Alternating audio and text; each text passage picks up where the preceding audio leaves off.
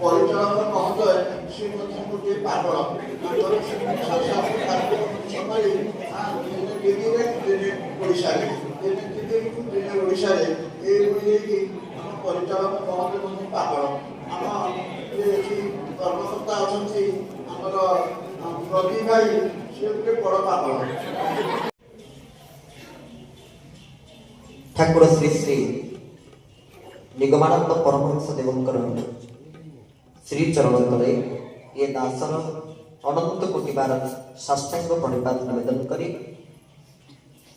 ପରମ କାରୁଣିକ ଶ୍ରୀ ଶ୍ରୀ ଗୁରୁଦେବଙ୍କ ସମେତ ଆର୍ଯ୍ୟବର୍ତ୍ତ ଭାରତ ଭୂଖଣ୍ଡର ସମସ୍ତ ଗୁରୁ ପରମ୍ପରା ଆଚାର୍ଯ୍ୟ ପରମ୍ପରାକୁ ସଭକ୍ତି ପ୍ରଣିପାତ ନିବେଦନ କରି ଶାଖାର ସମସ୍ତ ଗୁରୁ ଭ୍ରାତା ଗୁରୁ ଭଗିନୀ ପରିଚାଳକ ସମସ୍ତ କର୍ମକର୍ତ୍ତା ବୃନ୍ଦ ପୁଣ୍ୟତା ହାସଲ କରିଥିବା ସମସ୍ତ କଳାକାର ବନ୍ଧୁମାନେ ଉପସ୍ଥିତ ସମସ୍ତଙ୍କୁ ସପ୍ରେମ ଜୟ ଗୁରୁ ସମସ୍ତଙ୍କୁ ପ୍ରଣାମ।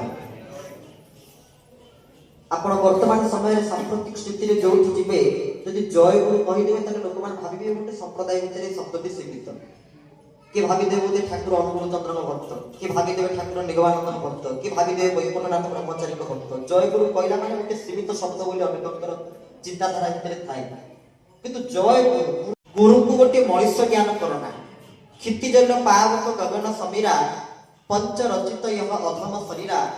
ଆମ ଶରୀର ଯେମିତି ପଞ୍ଚ ମହାଭୂତକୁ ନେଇ ସୃଷ୍ଟି ହେଇଛି କ୍ଷିତି ଜଲ ପାବକ ଗଗନ ସମୀର, ସେମିତି ଗୁରୁଙ୍କର ଶରୀର ଗୋଟିଏ ପଞ୍ଚ ମହାଭୂତିକ ଶରୀର ନୁହେଁ। ଗୁରୁ ଗୋଟିଏ ବ୍ୟକ୍ତି ନୁହନ୍ତି, ଗୁରୁ ହେଉଛନ୍ତି ଗୋଟିଏ ଶକ୍ତି। ସର୍ବଦା ଏ ଭାବକୁ ନିଜ ନିକଟରେ ସାମ୍ପି ଗୁରୁଙ୍କର ସେବାରେ ହିଁ ନିଜ ମନକୁ ସ୍ଥିର କରିଦେବେ।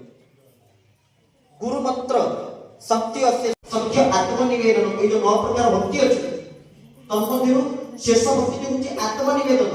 କାୟରେ ମନରେ ବାକ୍ୟରେ ପ୍ରତିଜ୍ଞା ସଂକଳ୍ପ ବୋଧ ହେଉଛି ଆଜିଠୁ ଗୁରୁଙ୍କ ପାଦପଦ୍ମରେ ନିଜକୁ ସମର୍ପଣ କରି ଆତ୍ମନିବେଦନ ଗୁରୁଙ୍କ ପାଖରେ କର।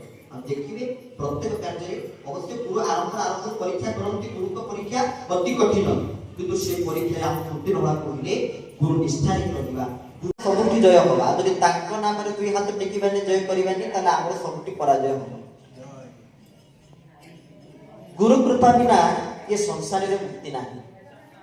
ବନ୍ଦୋ ଗୁରୁ ପଦ ପଦ୍ମ ପରାଗା ସୁରୁଚି ସୁବାସ ସୁରସ ଅନୁରାଗା। ଗୋସ୍ୱାମୀ ତୁଳସୀଦାସ ମହାରାଜ ଶ୍ରୀରାମଚରିତ ମାନସ ଗ୍ରନ୍ଥରେ ସୁନ୍ଦର ଚଉପାଇରେ ବୁଝେଇ କହିଥିଲେ ଯେ ଗୁରୁଙ୍କର ପାଦ ପଦ୍ମ, ଯୋଉ କଥା ଆମ ପୂର୍ବରୁ ଆପଣମାନଙ୍କୁ ସୁନ୍ଦର ଭାବରେ ଉଦ୍ବୋଧନ ଦଉଥିଲେ ପରମ ପୂଜ୍ୟ ଅନନ୍ତ ଶ୍ରୀ ସମଳକୃତ ଶ୍ରୀ ଚୈତନ୍ୟ ଚରଣ ଦାସ ମହାରାଜଙ୍କର କୃପାନୁକମ୍ପିତ ଶିଷ୍ୟ ପରମ ପୂଜ୍ୟ ବାବା ବ୍ରଜବନ୍ଧୁ ଦାସଜୀ ମହାରାଜଙ୍କର ଚରଣ ତଳେ ମଧ୍ୟ ଭକ୍ତିଗତ ପ୍ରଣତି ନିବେଦନ କରୁଛି। ସେ ପୂର୍ବରୁ କେତେ ସୁନ୍ଦର ଭାବରେ ଗୁରୁତତ୍ତ୍ୱ ସମ୍ବନ୍ଧରେ ଆପଣମାନଙ୍କୁ ଆଶୀର୍ବଚନ ପ୍ରଦାନ କରୁଥିଲେ। ଶାସ୍ତ୍ରରେ ଗୋଟେ କଥା ଅଛି, ଗୁରୁ ମନୁଷ୍ୟ ବୁଦ୍ଧିସ୍ତୁ ମନ୍ତ୍ର ଚାକ୍ଷର ଭାବନ ପ୍ରତିମା ଶିଶିଲାର ଜ୍ଞାନ ପୂର୍ବାନ ନରକଂ।